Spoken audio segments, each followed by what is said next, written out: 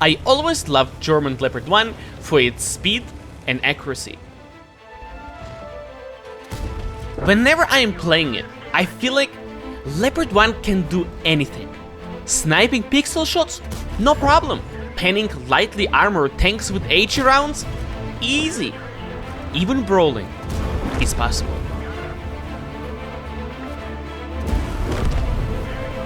That's why when I learned that Leopard 1 is getting a bigger brother, I was filled with excitement. I grinded and bought the Leopard 120. And in this video, I will take you on a journey filled with emotions.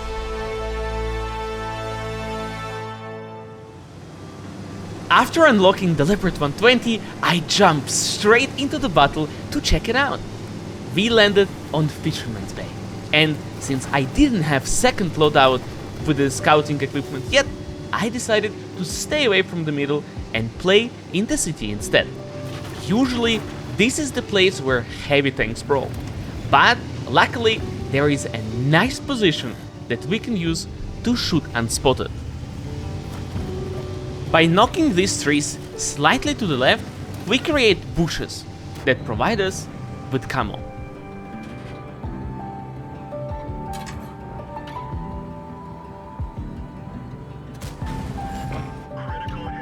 Now, whenever we want to spot an enemy, we drive a little bit forward until the bush becomes transparent. And if we want to shoot, we drive back until we can no longer see through the bush. This way, we can spot the enemies, shoot, all while remaining unspotted. But that's where I notice a problem. Doing this, the gun blooms quite a lot.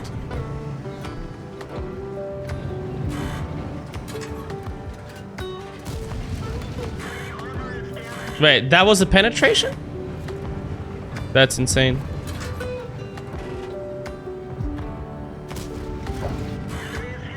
Even the slightest movements blooms our gun and we constantly have to aim. It feels like going for snapshots is not going to work with the Leopard 120.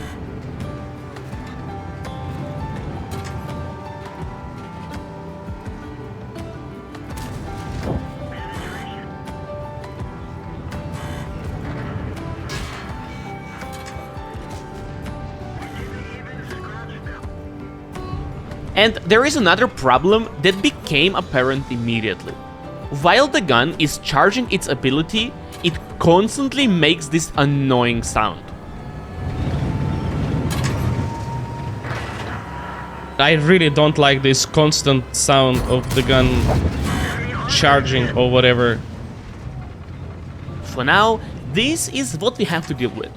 But I'm not here to complain. We have a game to win. Unfortunately, we've lost a lot of HP because the enemies were trying to hit our T-110E5 in front of us, but missed their shots and hit us instead. But as long as the enemies keep picking the same corner, we want to punish them, of course. Sadly, at the moment, the gun was feeling under the weather.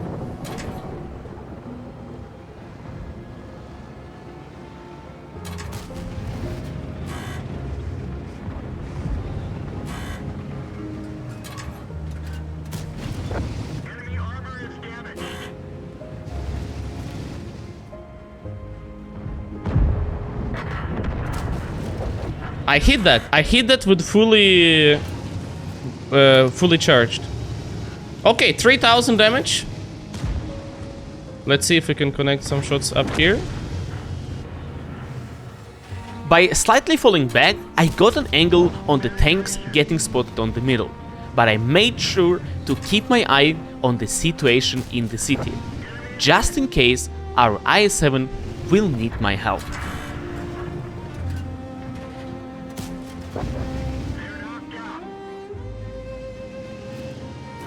Right now, this iyouxin is our last line of defense in the city. I want to stay behind and assist him as much as I can. But the second he dies, I am afraid we would have to retreat from here.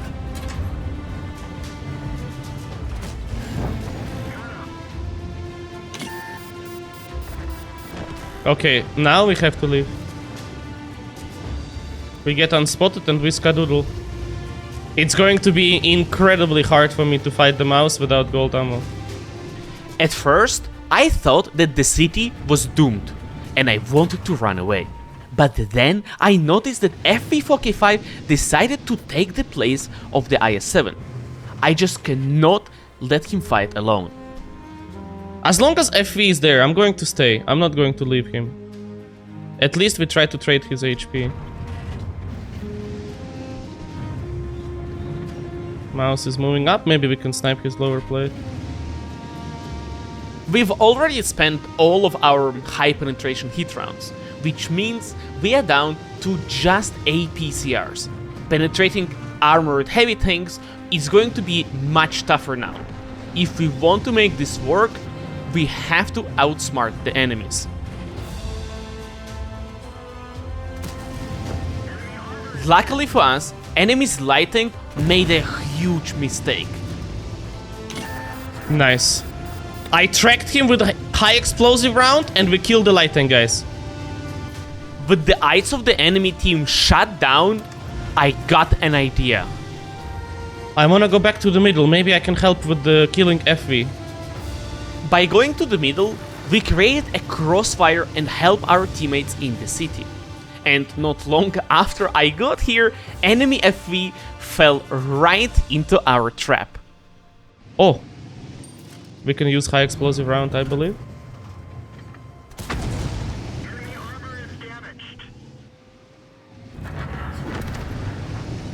With FV out of the way, we now can easily overwhelm the remaining heavy tank in the city.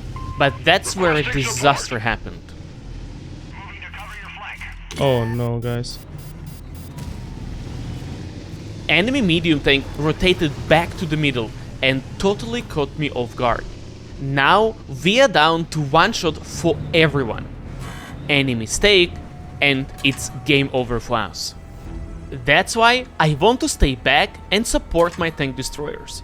The only problem is that M48 from the middle could push and finish me. Once I'm spotted here, Leopard M60 can push me.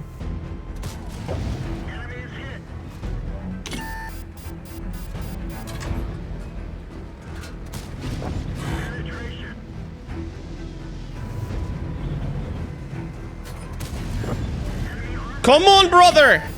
Awaiting the imminent push by the medium, I wanted to get closer to my teammate. Unfortunately, No. it was too late. No, I wasn't fast enough.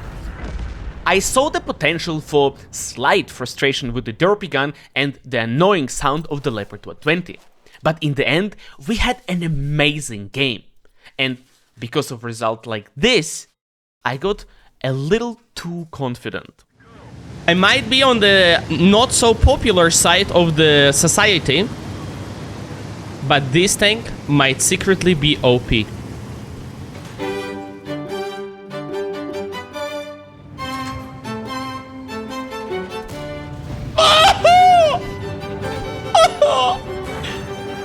Let's charge. When the Leopard reaches its full accuracy bonus, it doesn't matter who the target is, or how far away it is, or how well it tries to hide its weak spots. It will be eliminated.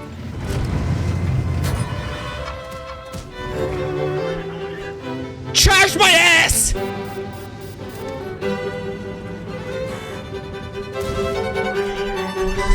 I'm gonna smash my monitor!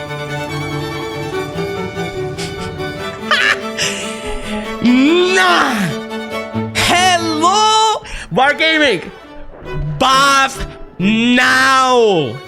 Here, I was trying to complete the mission to do 2,500 damage unspotted. I was one shot away.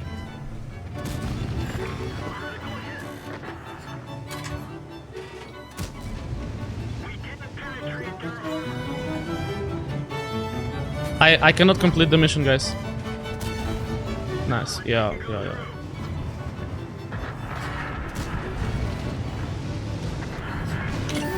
This is just such a classic Leopard 120 experience. In the next game, I had to do twice the amount of my HP. Bro. 3.8k damage is not that hard.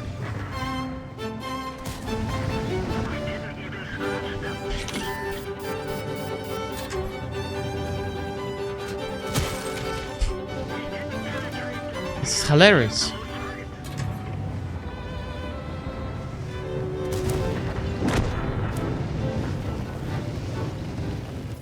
And here is one of my favorite moments with the Leopard 120. Amazing start, just as planned.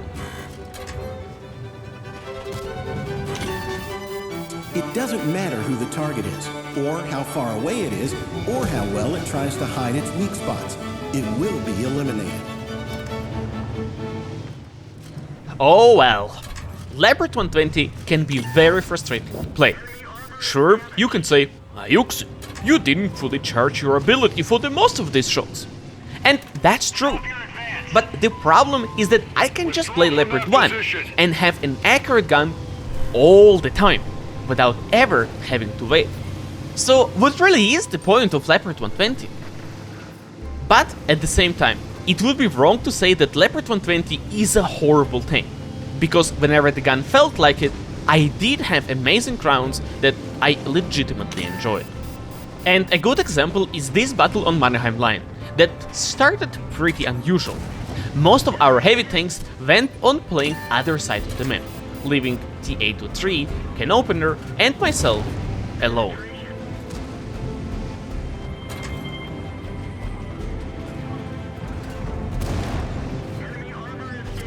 I'm so glad we didn't stay down there and went up expecting the push. Should we stay, this swarm of locusts would devour us in seconds. If you ever find yourself in this situation, I strongly recommend to play on the same side as TA-23 and myself. Our can opener went off to the right and ended up trapping himself. Do not make the same mistake. Always play on this side.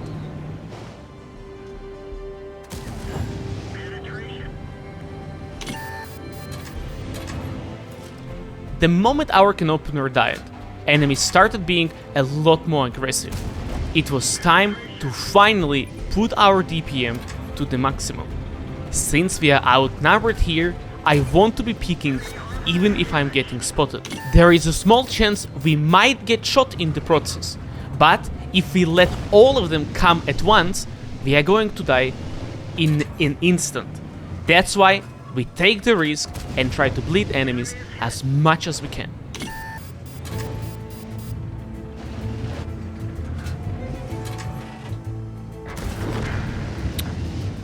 I needed the kill.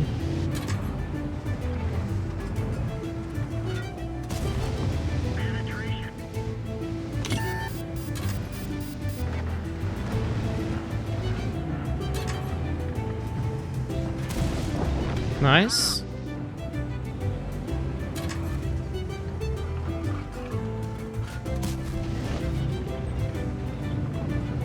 Was worth a shot.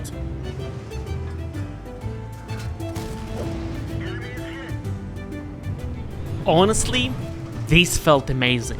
We managed to shoot almost non-stop for 2 minutes straight. Despite a couple of misses here and there, we secured 5000 damage and, most importantly, we are still full HP. This means we can be extra aggressive. And so I decided to fight IS-7 that appeared to be isolated.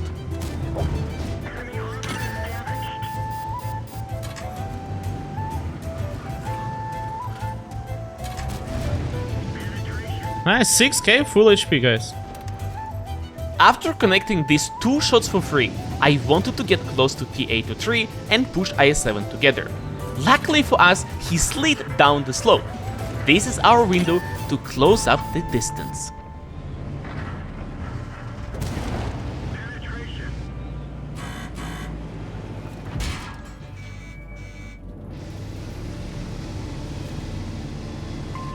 Support my position.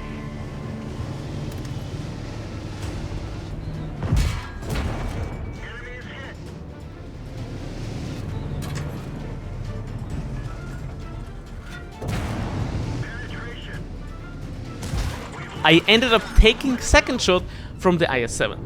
Honestly, I was expecting the 823 to come and finish the IS-7 since I took a shot anyway. Watching this video, you might have asked yourself at some point, why does he go to the heavy flank so often, while playing a sniper medium tank? Well, here is the reason. First of all, the heavy flank is where most of the HP are, and since I want to do as much damage as possible, it makes sense to go where the damage is. But most importantly, I have faster reload than most heavy tanks. This means that I can out-trade them by taking one shot and giving two back in return.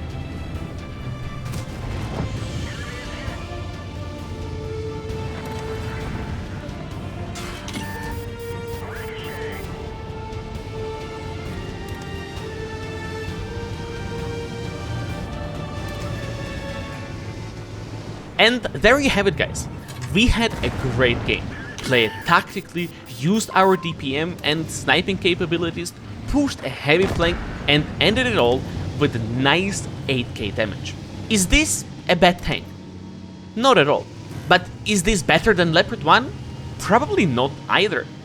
And that's what makes this tank overall such a sad experience. We all love the Leopard 1, one of the most played tanks on the server, and I think it deserves a more interesting successor. Compared to the other tier 11s, Leopard 120 really disappoints, because it can't do anything that Leopard 1 doesn't do, at least just as good. Despite the struggles, we had great games with Leopard 120, mostly because of the strong starting positions. And if you want to learn 10 more positions like this, check out this video. Thank you for watching.